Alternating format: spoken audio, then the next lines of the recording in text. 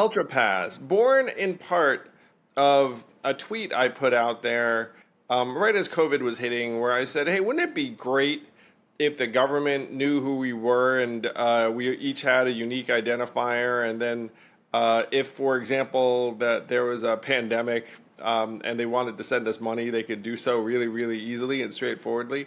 Yep. And so I put that out in the world, and then you ran with it to the point where now it's real, which I'm super excited about. So talk about how you came to UltraPass and what UltraPass is.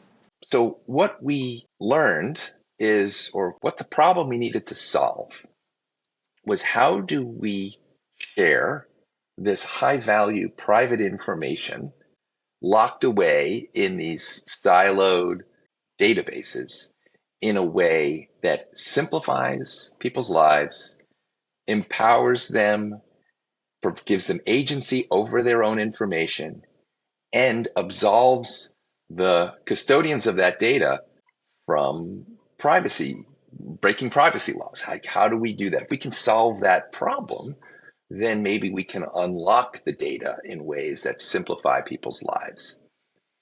And that's what we began to build.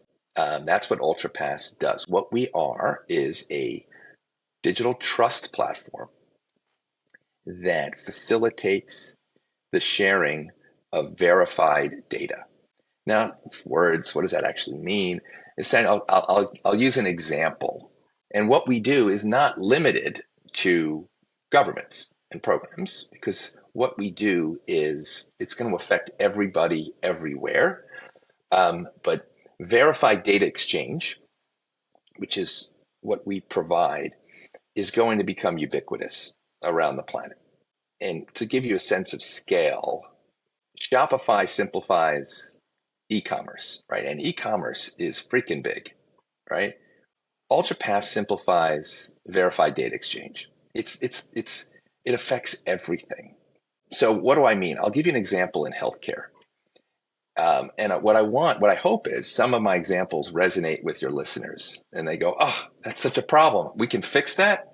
And the answer is yes. So let me give you some examples. So if you've ever needed a second opinion from a doctor, you have to get your medical records from the first person to the second person.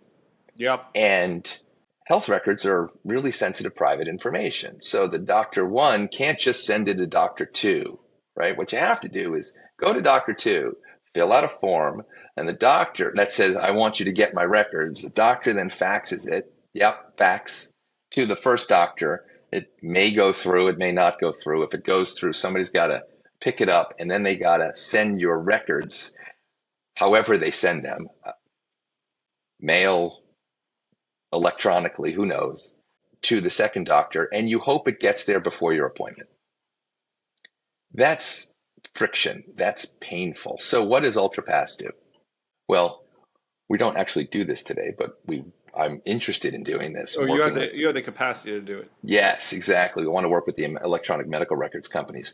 What we could easily do is Dr. A issues your medical records back to you, similar to how an airline issues you a boarding pass.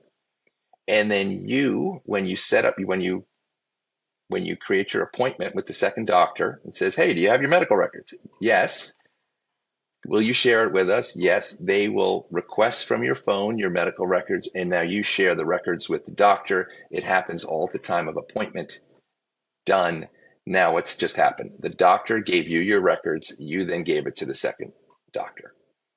That's verified data exchange. Now, there's a lot of technology that goes into it. A couple of important points. One, the individual, the patient, can't tamper with the information that they're moving. It's their records, but they can't change them. It's tamper proof. Two, the recipient, the verifier, the second doctor, can trust the information you've sent, because cryptographically they can confirm that your medical records were given to you by a certified doctor. So now they can trust who issued it, and they can know you didn't tamper with it. Now they can trust the information they've received without having to go back to the original doctor and say, hey, did you send it? That issuer holder verifier relationship is what we promote. That's what we call this verified data exchange model. Issuer, holder, verifier. We make that happen in every industry, in any place, any use case where a holder needs to move their information from point A to point B in a verified tamper-proof way. That's what we do. Okay, so you have this verified data exchange platform.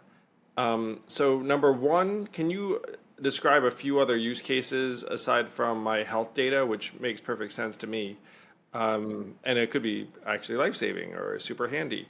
But what are some other use cases that we could get excited about potentially? I'll give you two.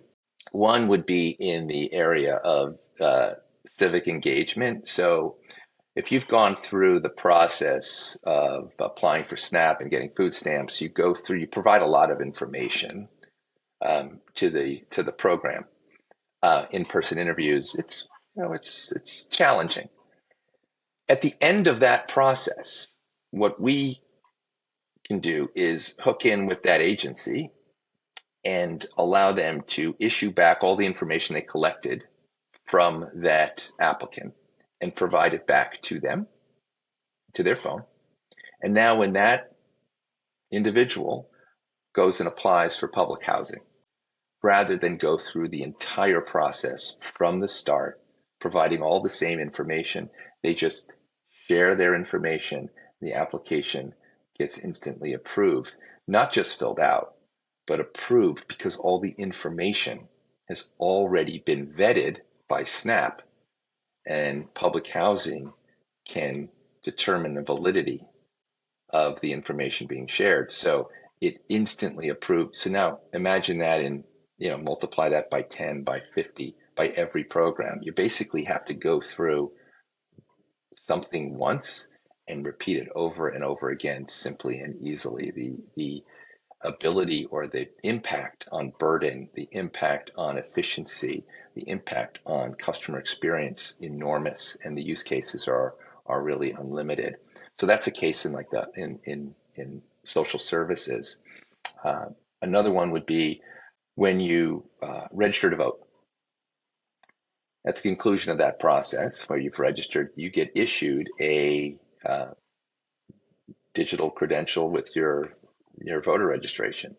Now, imagine when it comes time to vote in a primary or a referendum or an election, you open up your mobile voting app, which is going to verify that you are you by way of your Board of Elections credential.